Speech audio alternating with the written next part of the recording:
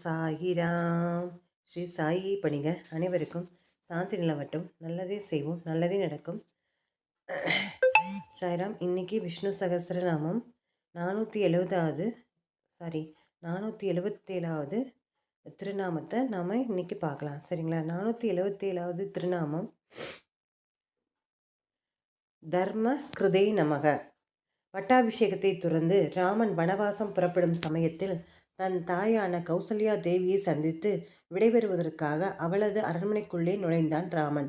அவனை வரவேற்று ரத்தின சிம்மாசனத்தில் அமரச் சொன்னாள் கௌசல்யா. ஆனால் ராமன், அம்மா, நான் தர்பை புல்லால் ஆன சிம்மாசனத்தில் தான் அமர வேண்டும், சிம்மாசனத்தில் அமரக்கூடாது. தந்தை என்னை 14 வருடங்கள் வனவாசம் மேற்கொள்ளுமாறு ஆணையிட்டிருக்கிறார். அதை நிறைவு செய்துவிட்டு உங்களை வந்து மீண்டும் சந்திக்கிறேன் என்றான். இதை கேட்டு அதிர்ந்து போனாள் கௌசல்யா. என்ன ராமா சொல்கிறாய்?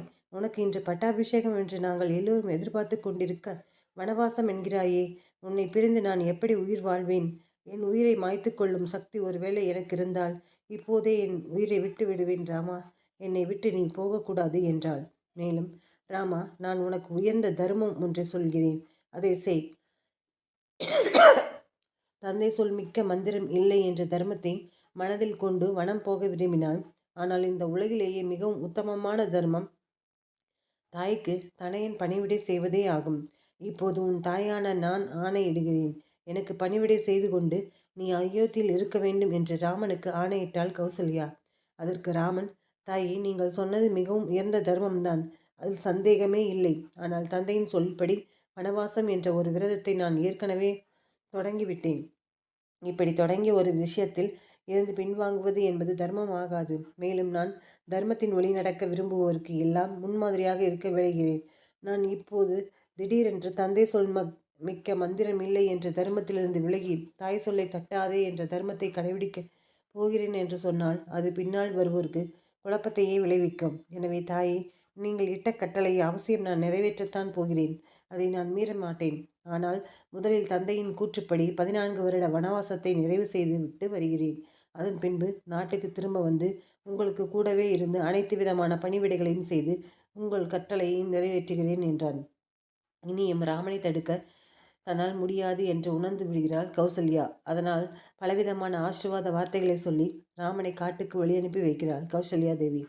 இதிலிருந்து தர்மத்திலிருந்து இம்மி கூட விலகாமல் ராமன் பின்பற்றி காட்டினான் என்பதை நம்மால் அறிய முடிகிறதல்லவா?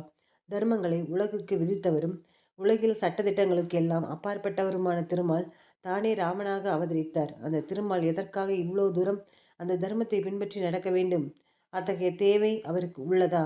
அவர் தர்மங்களுக்கு எல்லாம் அப்பாற்பட்டவர்தான். ஆனால் மனிதர்கள் எல்லோரும் தர்மத்தை பின்பற்றி அதன் வழி நடக்க வேண்டும் என்று திருமால் நினைக்கிறார். அதனால் தானே முன்னுதாரணமாக இருந்து பிறருக்கு வழிகாட்டி அவர்களும் தர்ம வழியில் நடக்கும்படி செய்கிறார். அதனால்தான் திருமால் தர்மகிருத் என்று அழைக்கப்படுகிறார்.